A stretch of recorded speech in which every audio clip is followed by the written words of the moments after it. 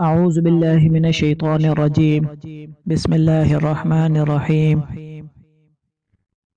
حضرت امام حسن علیہ السلام کی ولادت کے بعد 50 راتیں گزری تھیں کہ حضرت امام حسین علیہ السلام کا نقطۂ وجود متن مادر میں آیا۔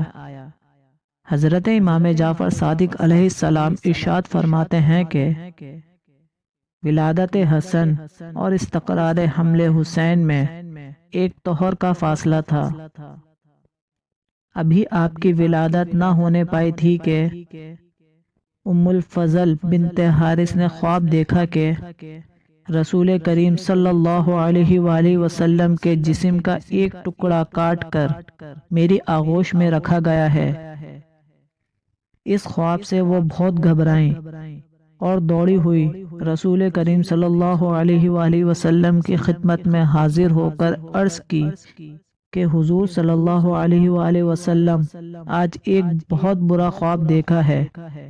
حضرت نے خواب سن کر مسکراتے ہوئے فرمایا، یہ خواب تو نہایت ہی عمدہ ہے اے ام الفضل، اس کی تعبیر یہ ہے کہ میری بیٹی فاطمہ کے بطن سے ان قریب ایک بچہ پیدا ہوگا جو تمہاری آغوش میں پرورش پائے گا۔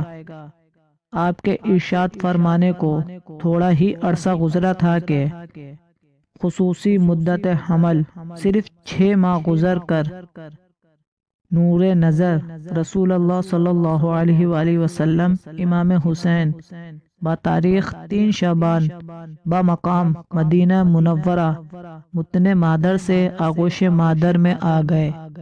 امام رضا علیہ السلام سے منقول معتبر روایت میں آیا ہے کہ جب امام حسین علیہ السلام دنیا میں تشریف لائے تو رسول اللہ صلی اللہ علیہ وآلہ وسلم نے اسماء بنت سے فرمایا، اسے مجھے دو۔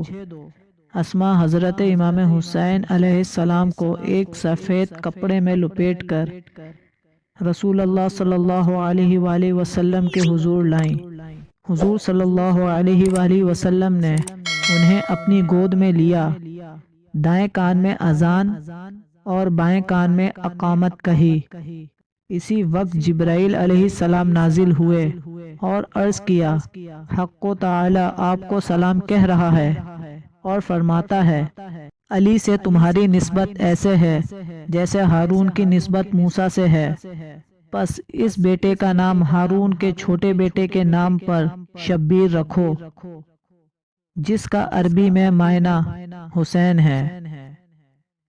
رسول خدا صلی اللہ علیہ وآلہ وسلم نے حسین کا بوسہ لیا اور رو کر فرمایا، اے میرے بیٹے، ایک بڑی مصیبت تیرے انتظار میں ہے۔ پھر فرمایا، خدایا اس کو قتل کرنے والے پر لعنت کر۔ پھر اسماء کی طرف متوجہ ہو کر فرمایا، یہ بات فاطمہ کو نہ بتانا۔ جب 7واں دن ہوا تو حضور صلی اللہ علیہ وآلہ وسلم نے اسماء سے فرمایا، میرے بیٹے کو لاؤ۔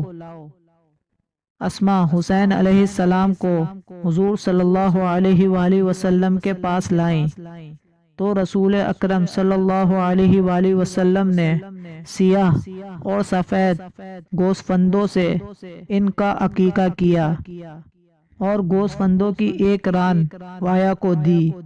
پھر حضرت امام حسین علیہ السلام کے سر کے بال تراشے گئے اور ان کے سر کے بالوں کے وزن کے برابر چاندی صدقہ کی گئی۔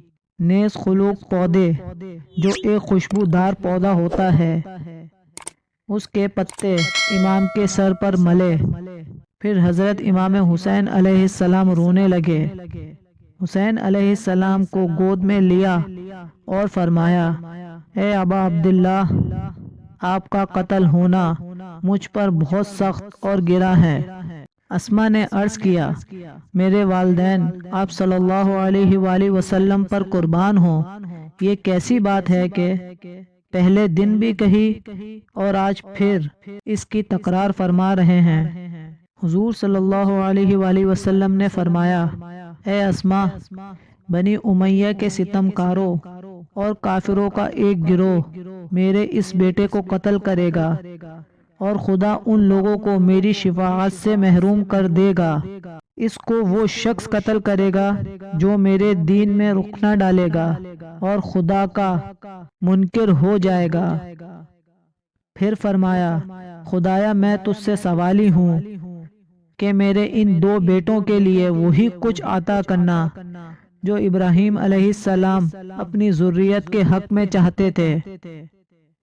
خداوند ان کو دوست رکھ اور ہر اس شخص کو دوست رکھ جو ان کو دوست رکھتا ہے، اور لعنت کر اس شخص پر جو ان کو دشمن سمجھے۔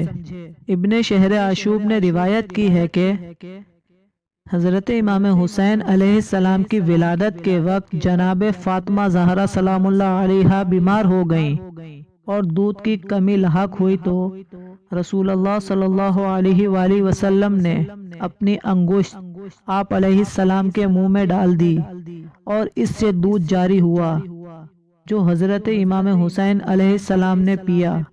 بعض مورخین نے کہا ہے کہ حضور صلی اللہ علیہ وآلہ وسلم نے اپنی زبان حسین علیہ السلام کے منہ میں دی اور زبان کو چوسنے سے غذا حاصل ہوتی رہی، اور پیغمبر کی زبان سے 40 دن تک حسین علیہ السلام کو رزق اور غذا ملتی رہی، اور آپ علیہ السلام کا گوشت رسول اللہ صلی اللہ علیہ وآلہ وسلم کے گوشت سے بنا۔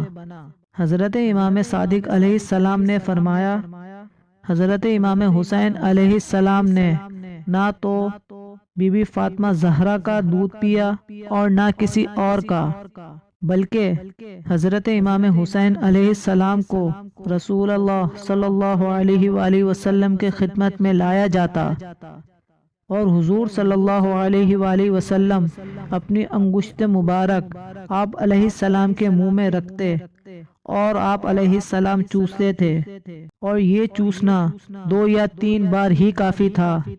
اس طریقے سے حضرت امام حسین علیہ السلام کا خون اور گوشت بنتا رہا، اور کوئی بچہ حضرت عیسیٰ علیہ السلام اور حضرت امام حسین علیہ السلام کے علاوہ ایسا نہیں جو 6 ماہ کا پیدا ہو اور زندہ بھی رہا ہو۔